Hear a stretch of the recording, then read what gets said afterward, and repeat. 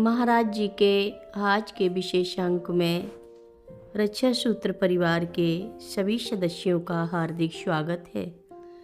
बाबा जी के भक्तों को राम राम।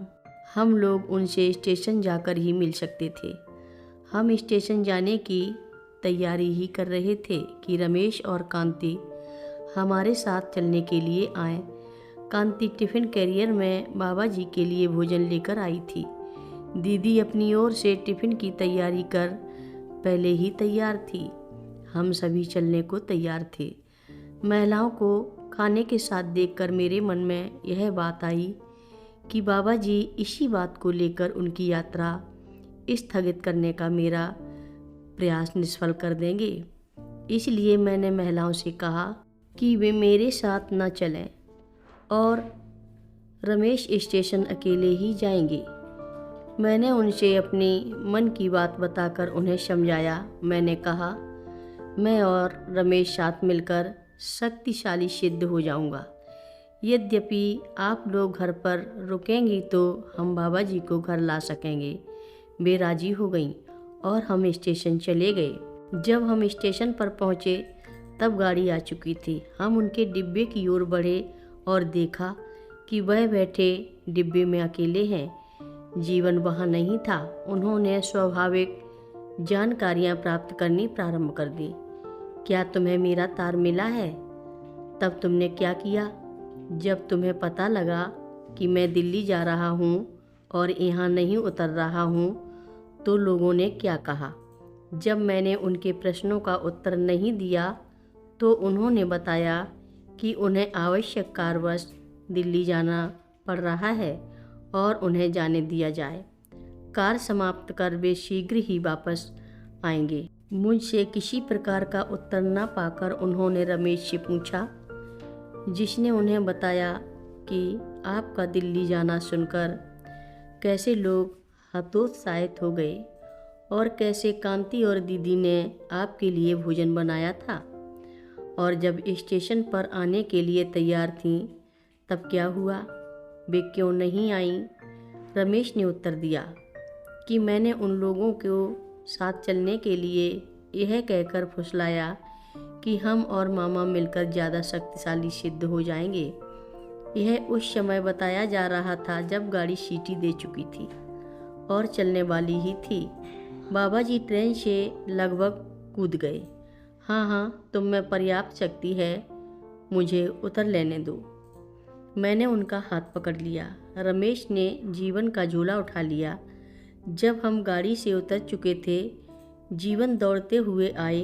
वे हम लोगों को प्लेटफार्म पर ढूंढ रहे थे।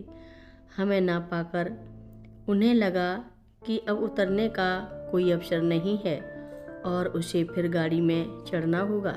जब जीवन हम लोगों के पास पहुंचा तो गाड़ी चल चुकी थी।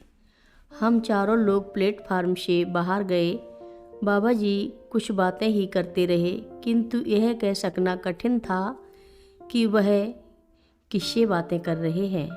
हम यह सोच रहे थे कि हम उनको उतार लेने में कैसे सफल हो गए, वह भी इतनी जल्दी, जबकि हमें आशा नहीं थी। स्टेशन से बाहर आकर हमने 2 रिक्शे किए और एक पर रमेश और जीवन, दूसरे पर हम दोनों बैठकर घर की ओर चले। रिक्शे पर उन्होंने कहा, दादा तुमने एक महान कार्य किया है। मैं समझ नहीं सका कि वह किसकी बात कर रहे हैं। तभी जैसे मुझे स्मरण सा दिलाने के लिए कहा, तुम्हारा कुत्ता नहीं था और ना उसने चूजों को खाया ही था, लेकिन तुमने उन लड़कों से उसे बचाने के लिए पैसे दे दिए थे। मैं चुप रहा। यह घटना 2 दिन पूर्व जब मैं माथुर के साथ बरामदे में बैठा था उस समय घर पर हुई थी। यह घटना इस प्रकार की थी कि एक दिन मुख्य द्वार खुला। एक सड़क का कुत्ता डरा सा घुस आया। उसका कुछ लड़के हाथी स्टिक हाथों में लिए पीछा कर रहे थे।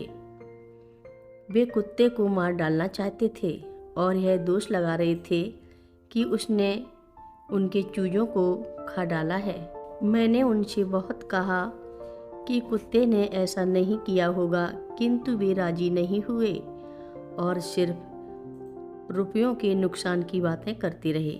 मैंने उन्हें पैसा दिया, ये कुत्तों को छोड़ चले गए। बाबा जी इसी बात को बता रहे थे। यह घटना तब हुई थी जब वे पटना में थे और यह बात घर में भी किसी को पता नहीं थी। जब हम घर पहुँचे अपराह्न हो चुका था। बाबा जी को हमारे साथ देखकर सभी लोग खुश हो गए। उन्होंने कहा कि हम दिल्ली जा रहे थे, इन लोगों ने हमें ज़बरदस्ती दबाव डालकर उतार लिया था। उन्होंने मेरी ओर रमेश की ओर संकेत किया। घर में सभी व्यस्त हो गए। बाबा जी ने स्नान किया क्योंकि गत 3 दिनों से स्नान नहीं किया था। कथा लंबी है, आगे की कथा सभी भक्तों को अगले भाग में सुनाएंगे। हर रोज़ महाराज जी की कथाएं सुनने के लिए सभी भक्तों का धन्यवाद। महाराज जी की कथाएं सुनने के लिए सभी भक्त रक्षा सूत्र चैनल को सब्सक्राइब करें, शेयर करें और लाइक करें। घंटी बजाना ना भूलें। कमेंट बॉक्स में लिख भेजें, जय नीव करोरी बाबा जी महाराज। सभी भक्त मिलकर बोलो, नीव करोरी बाबा जी महाराज की जय जय बोलो।